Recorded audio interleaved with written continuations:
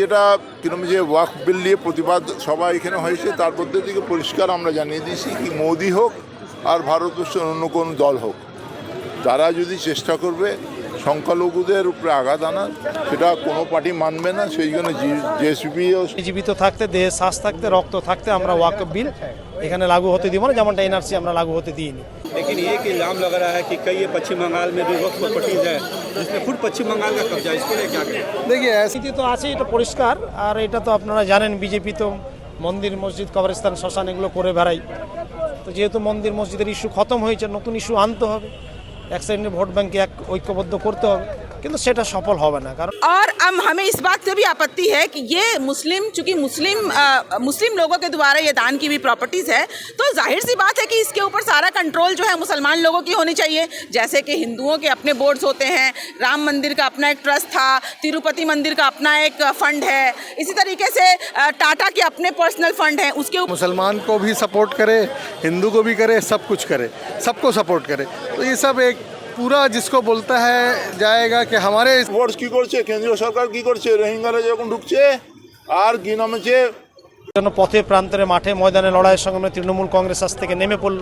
মাননীয় মুখ্যমন্ত্রী মমতা বন্দ্যোপাধ্যায়, যিনি সংখ্যালঘুদের বিশ্বাসের আমানত, তিনি বলেছেন আমি জীবিত থাকতে, দেহে শ্বাস থাকতে, রক্ত থাকতে আমরা ওয়াকফ বিল এখানে লাগু হতে দিব না, যেমনটা এনআরসি আমরা লাগু হতে দিইনি। সেইরূপ এখানে আবার একটা বড় প্রতিবাদ শুরু হয়েছে। আজকে বৃষ্টির মধ্যে এত লোক আসলো, কি বলবেন এটা নিয়ে?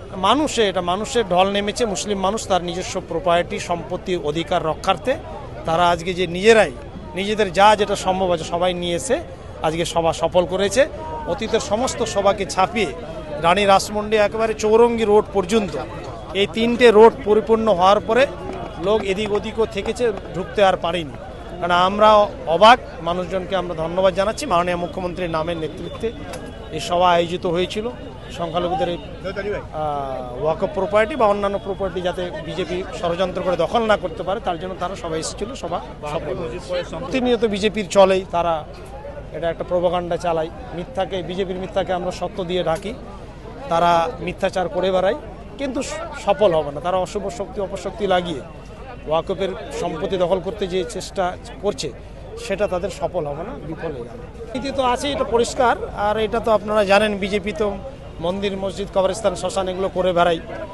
তো যেহেতু মন্দির মসজিদের ইস্যু খতম হয়েছে, নতুন ইস্যু আনতে হবে, এক শ্রেণীর ভোট ব্যাংকে ঐক্যবদ্ধ করতে হবে, কিন্তু সেটা সফল হবে না। কারণ বারে বারে মানুষ তাদের চালাকি চক্রান্ত ধরে ফেলেছে, তাদের জারিজুরি ফাঁস হয়ে গেছে ধর্মান্ধতা করার। বাংলার মানুষ ধর্মান্ধ নয়, ধর্মপ্রাণ। সুতরাং তারা এই যে চালাকি ফাঁস হয়ে গেছে, সেই জন্য তাদেরকে মানুষ এখন বিদায় দিবে। বিদায় নেওয়ার বিজেপির পালা, মানে সেভ এক্সিট বিজেপিকে নিতে হবে, সময় থাকতে বিদায় নিতে হবে।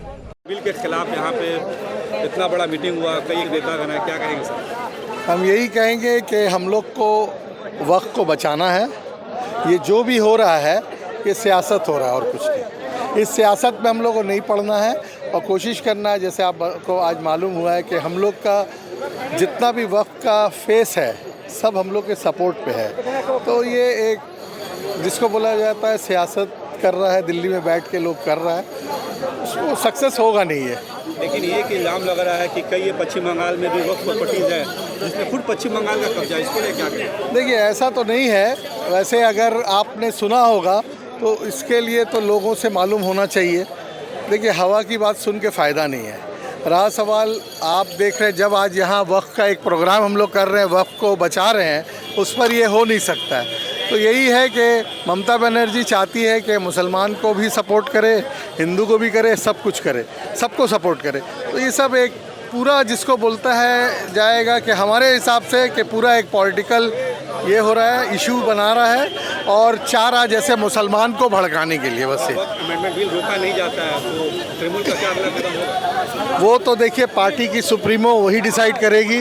और बाकी हमारे जितने बड़े लीडरान, आज जैसे आप देखें हमारे फिराद हकीम थे, कल्याण बनर्जी थे, नदीम भाई थे, हमारे अमरुद्दीन बॉबी भी थे, आप देखे होंगे, और हमारे जितने भी नेता और भी लोग थे, जावेद खान थे, सना थी, बहुत।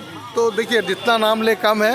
तो सब चाह रहे हैं कि वक्फ बोर्ड को जो है हम लोग अपना ज़्यादा से ज़्यादा सपोर्ट करके हम बंगाल को सेव करना चाहते हैं। बस যেটা তৃণমূল যে ওয়াকফ বিল নিয়ে প্রতিবাদ সভা এখানে হয়েছে তার মধ্যে থেকে পরিষ্কার আমরা জানিয়ে দিয়েছি কি মোদি হোক আর ভারতবর্ষের অন্য কোনো দল হোক, তারা যদি চেষ্টা করবে সংখ্যালঘুদের উপরে আঘাত আনার, সেটা কোনো পার্টি মানবে না। সেই জন্য জেএসপিও মানছে না, আমরাও মানছি না, এবং তৃণমূল কংগ্রেস তার আজকে এখানে প্রতিবাদ করেছে এবং সাথে আছে।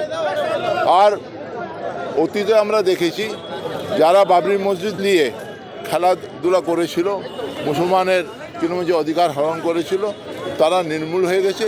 যারাই চেষ্টা করবে মুসলমানের কিরকম সে ওয়াকফ বিল হোক, মুসলমানের পার্সোনাল ল নিয়ে হোক, যারাই খেলাধুলা করবার চেষ্টা করবে, আঘাত দেওয়ার চেষ্টা করবে, তারা ভারতবর্ষ থেকে নির্মূল হয়ে যাবে। ফোর্স কী করছে, কেন্দ্রীয় সরকার কী করছে, রোহিঙ্গারা যখন ঢুকছে, আর কি নাম হচ্ছে লালু প্রসাদের 11টা সন্তান, তাহলে আম দো আমারা 11, এটা কীরকম হলো?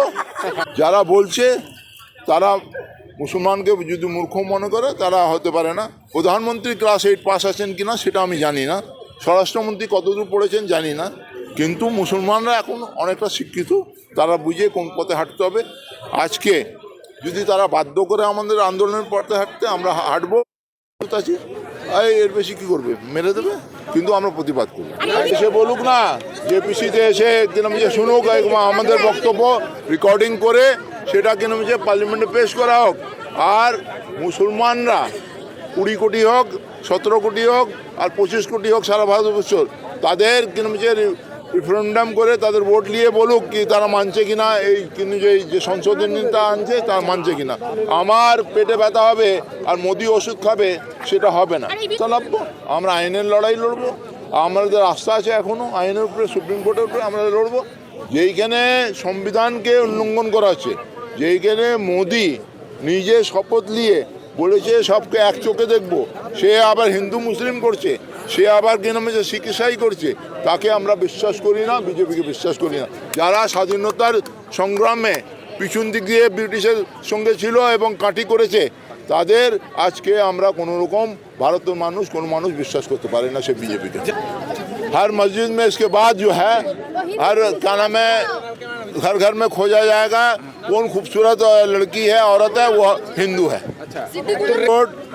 या सारा हिंदुस्तान उनके बाप का संपत्ति नहीं है, बीजेपी के बाप का संपत्ति नहीं है। देखिए, सबसे पहले तो मैं कहना चाहूँगी कि वक्फ को लेकर जो हमारी लड़ाई है, हमारी मतलब हम मुसलमानों की लड़ाई है, मैं उसके ऊपर आऊँगी, पॉलिटिकल बातें तो बाद में होंगी, लेकिन अगर सोशल तौर पर देखा जाए तो हर एक अदारे, हर एक लोग अपने तरीके से लड़ाई लड़ रहे हैं, इंडिविजुअली भी लड़ रहे हैं। हम लोग भी अपने सोशल मीडिया से अवेयरनेस फैला रहे हैं कि वक्फ क्या है। कई लोगों को तो पता भी नहीं है, इनफैक्ट मुसलमानों में भी नहीं पता है कि वक्फ क्या है। वक्फ जो है, हमारे वक्फ दान की भी वो ज़मीनें हैं जो हमारे पूर्वजों ने मुसलमान की उन्नति के लिए, मुसलमान के उन्नयन के लिए, ताकि मदरसे बन सके, मस्जिद बन सके, मुतवल्ली और जितने भी खादिम हैं जो लोग खिदमत करते हैं इस्लाम के अदारों की, उनके सैलरीज हो सकें, बहुत सारी चीज़ें हैं, अस्पताल बन सके, इलाज हो सके गरीबों का, यतीमों का।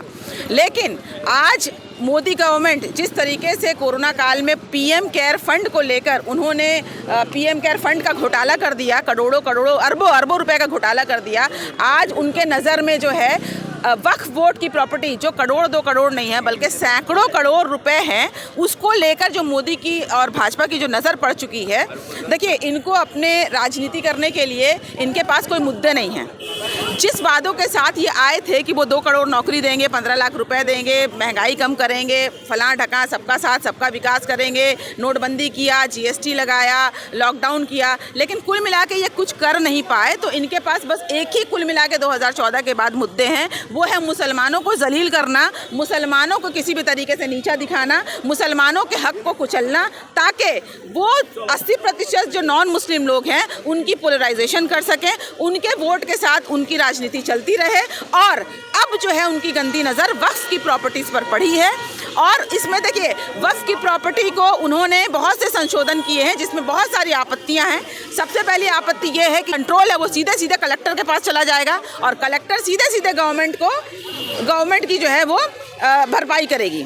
दूसरी चीज़ है, और अब हमें इस बात से भी आपत्ति है कि ये चूँकि मुस्लिम लोगों के द्वारा ये दान की भी प्रॉपर्टीज़ है, तो जाहिर सी बात है कि इसके ऊपर सारा कंट्रोल जो है मुसलमान लोगों की होनी चाहिए। जैसे कि हिंदुओं के अपने बोर्ड्स होते हैं, राम मंदिर का अपना एक ट्रस्ट था, तिरुपति मंदिर का अपना एक फंड है, इसी तरीके से टाटा के अपने पर्सनल फंड हैं, उसके ऊपर तो सरकार का कोई जोर नहीं है।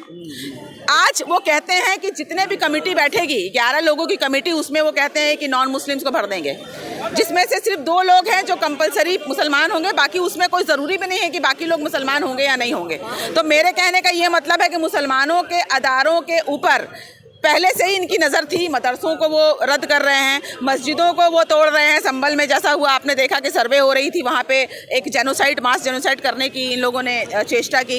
हमने देखा ज्ञानवापी मस्जिद में जो हुआ, फिर हमने देखा कि वो कहते हैं वो उनका ताजमहल है, वो कहते हैं कि उनका अब जो है अजमेर शरीफ पर भी उनकी निगाह है। तो कहने का ये मतलब है कि ये कुल मिलाकर किसी भी धर्म के नहीं हो सकते। इनका कुल मिलाकर एक ही मकसद है, राजनीति करना, पैसे बटोरना, पैसे लूटना और उस पैसे का कोई हिसाब ना देना, जैसे कि उन्होंने पीएम केयर फंड के साथ किया था। कि मुझे ये बताइए कि पूरे देश में सिर्फ और सिर्फ एकमात्र तृणमूल कांग्रेस ने ही पॉलिटिकल बैनर पर अभी तक मैं कह रही हूँ, इतनी बड़ी पार्टी कांग्रेस पार्टी है लेकिन वो चुप्पी साधी हुई है। इतनी बड़ी पार्टी जो है वो अन्य जितने भी पार्टी, आपकी पार्टी है या जितने पार्टी, जो लोग भी मुसलमान के रहनुमा बनने का दावा करते हैं, लेकिन कोई भी अभी तक ज़मीन पर नहीं उतरा है।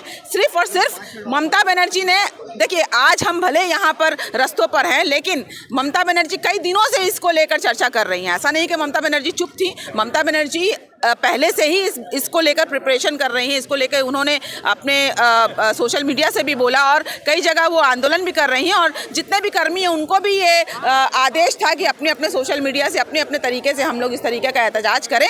और आज हमने देखा कि सैकड़ों की संख्या में लोग आए और इनको बुलाना भी नहीं पड़ा। अलबत्ता लोग खुद जो है कौम का दर्द जो रखते थे वो लोग आए, दीदी के डाक पर आए। और ऐसा नहीं है, देखिए CAA NRC के वक्त भी कौन खड़ा था हमारे साथ?